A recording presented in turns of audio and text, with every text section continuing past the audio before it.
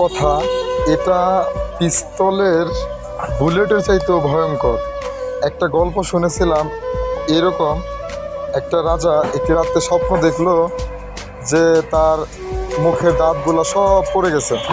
পরের দিন রাজদরবারে যে সেনাপতিকে বলতেছেন, যিনি স্বপ্নের ব্যাখ্যা দিতে জানেন তুমি তাকে ডেকে আনো। তো তিনি খোঁজ করে সেনাপতি সেই লোকটাকে ডেকে নিয়ে আসলো যিনি স্বপ্নের ব্যাখ্যা দিতে জানেন। তো তাকে রাজা সাহেব তার ঘটনা খুলে বলল যে আমি এমন স্বপ্ন দেখছি, আমার দাঁত সব পড়ে গেছে। তো এখন ওই যিনি স্বপ্নের ব্যাখ্যা দেন বিশেষজ্ঞ, তিনি বলতেছেন যে আপনি আপনার পরিবারের সবার মৃত্যু দেখবেন, মৃতদেহ দেখতে পাবেন। এখন এটা শুনেই রাজামশাই সেই বিশেষজ্ঞরে আপনার মৃত্যুদণ্ড দিল, খুব রাগান্বিত হয়ে, প্রচণ্ড রাগ করে আর কি। তো পরের দিন আবার সে একই স্বপ্ন তিনি দেখতে পেলেন যে তার দাঁতগুলো সব পড়ে গেছে। তো রাজদরবারে যে আবার সেনাপতিকে বলতেছে যে তুমি আরেকটা ভালো, যিনি স্বপ্নের ব্যাখ্যা ভালো দিতে জানেন তুমি তাকে খুঁজে বের করে নিয়ে আসো।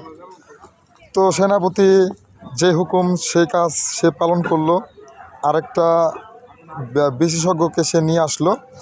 নিয়ে আসার পরে তাকে রাজামশাই সেই ঘটনা খুলে বলার পরে তিনি ভেবে চিন্তে উত্তরে বলল, এটা খুবই ভালো কথা, এটা খুবই ভালো একটা স্বপ্ন যে আপনি অনেক দিন বেঁচে থাকবেন পৃথিবীতে, আপনি দীর্ঘ আয়ু হবে এবং আপনি আপনার পরিবারের সকলের মৃত্যু দেখে মরতে পারবেন।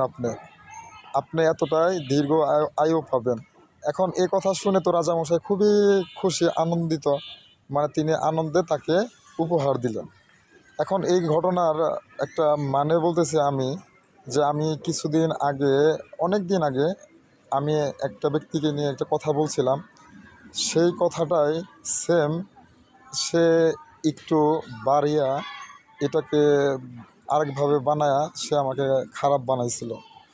তো আসলে আল্লাহ তাআলা তাদেরকে হেদায়েত দান করুক এবং তাকে আল্লাহ তাআলা মাফ করে দিন, আমিও তাকে মাফ করে দিছি।